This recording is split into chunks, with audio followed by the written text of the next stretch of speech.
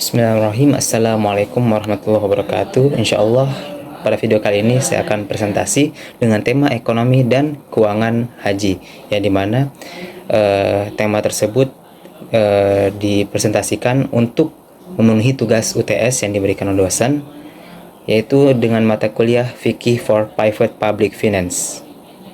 Oke, masuk ke pendahuluan, yaitu haji adalah salah satu rukun Islam yang wajib dilakukan bagi umat muslim yang mampu baik secara fisik maupun finansial. Penyelenggaraan haji memerlukan perencanaan yang matang, baik dari sisi logistik maupun finansial.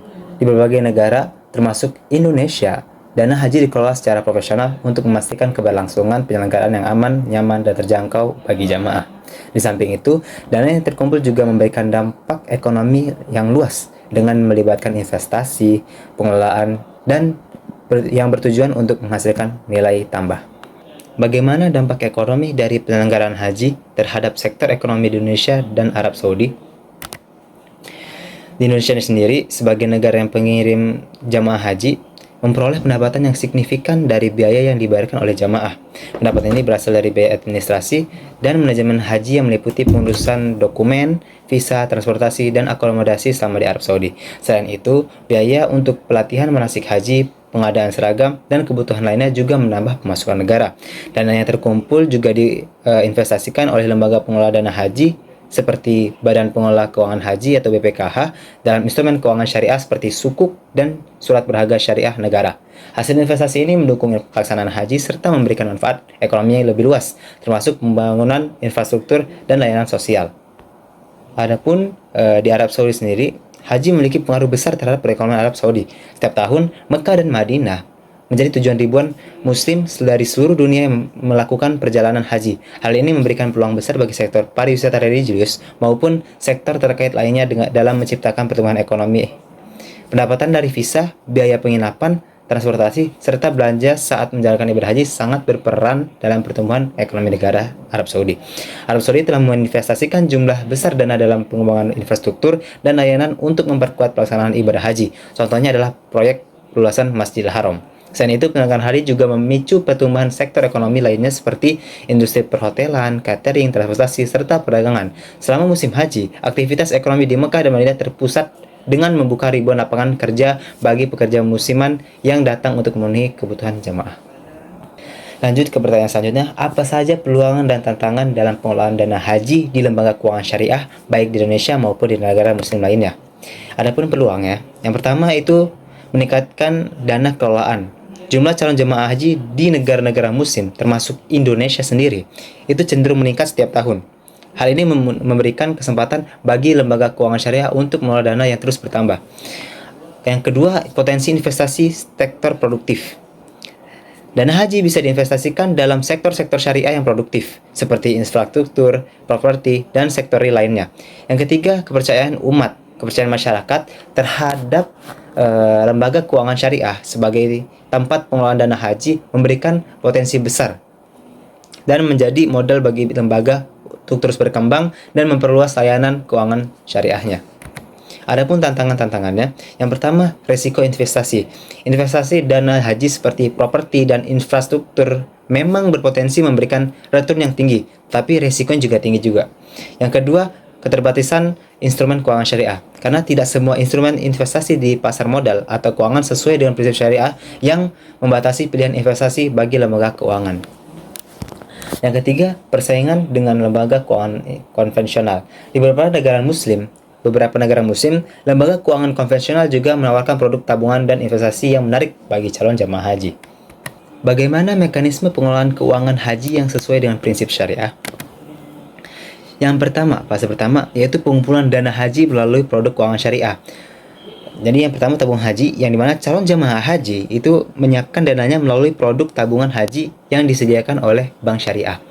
Kemudian ada beberapa bank syariah yang memberikan fitur itu yaitu cicilan, yang dimana cicilan ini memudahkan para jamaah haji untuk menginvestasikan uang mereka untuk menjadi calon jamaah haji.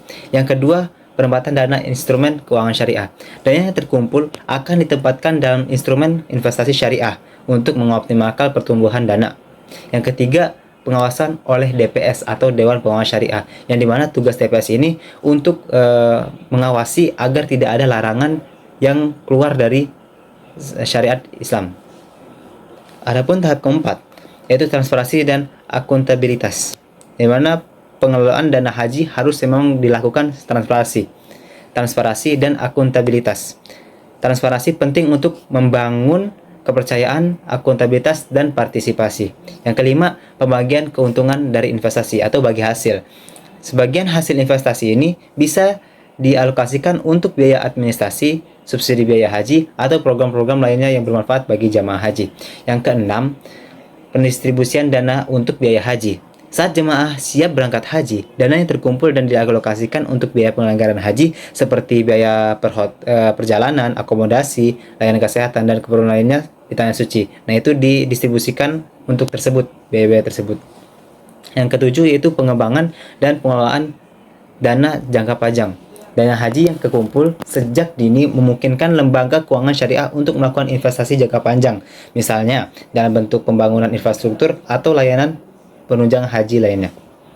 Yang keempat, bagaimana optimalisasi dana haji dapat mendukung pembangunan infrastruktur dan sektor investasi di Indonesia? Yang pertama, investasi di sektor infrastruktur itu investasi di sektor infrastruktur, yaitu dana haji dapat diinvestasikan pada infrastruktur yang berhubungan langsung dengan kesejahteraan masyarakat seperti rumah sakit, sekolah, proyek, transportasi, dan fasilitas umum lainnya. Dana haji juga bisa dialokasikan untuk membangun fasilitas yang mendukung operasional haji. Yang kedua, pembangunan sektor energi dan properti. Dana haji dapat digunakan untuk mendukung proyek energi terbarukan seperti pembangkit listrik, tenaga surya, ataupun tenaga angin. Kemudian investasi di instrumen keuangan syariah, pembelian sukuk negara, dan memberikan imbalan hasil tetap dan membantu pembiayaan proyek pemerintah, termasuk infrastruktur. Yang keempat, pemberdayaan ekonomi lokal. Investasi dalam sektor pertanian dan industri halal bisa memperkuat posisi Indonesia sebagai pusat industri halal dunia. Yang kelima, ada stabilitas keuangan negara, yaitu mendukung pembangunan yang berkelanjutan serta menciptakan lingkungan yang kondusif bagi investasi asing dan mencegah kenaikan biaya haji. Yang keenam, memperkuat ekosistem ekonomi syariah, yaitu mengembangkan infrastruktur keuangan syariah melalui berbagai produk keuangan syariah, yaitu dan dapat memperkuat ekosistem ekonomi nasional. Adapun pandangan menurut fiqh, dalam pandangan fiqh, pengelolaan dana haji untuk tujuan investasi produktif seperti pembangunan infrastruktur dan sektor ekonomi itu dianggap sah dan bahkan dianjurkan selama memenuhi prinsip-prinsip syariah. Fiqh mengajarkan bahwa dana haji adalah amanah dari umat, sehingga pengelolaannya harus dilakukan transparansi dan akuntabilitas dan penuh tanggung jawab. Penggunaan dana ini diperbolehkan dalam investasi yang sesuai syariah, selama investasi tersebut memberikan maslahat yang nyata bagi umat, baik dalam bentuk manfaat, ekonomi, maupun sosial. Pengawasan oleh DPS atau Dewan Pengawas Syariah yang diperlukan untuk menjaga kepatuhan terhadap aturan dan memastikan setiap investasi memberikan manfaat yang langsung atau tidak langsung bagi calon jamaah haji dan masyarakat luas. Secara keseluruhan, Litatul Fiqh memberikan dukungan bagi optimalisasi dana haji yang produktif, asalkan dilakukan sesuai prinsip-prinsip syariah dan bertujuan untuk kesejahteraan umat, baik dalam bentuk subsidi biaya haji maupun pengembangan fasilitas umum yang bermanfaat bagi masyarakat. Mungkin cukup sekian video yang dapat saya sampaikan, kurang lebih saya mohon maaf. Wassalamualaikum warahmatullahi wabarakatuh.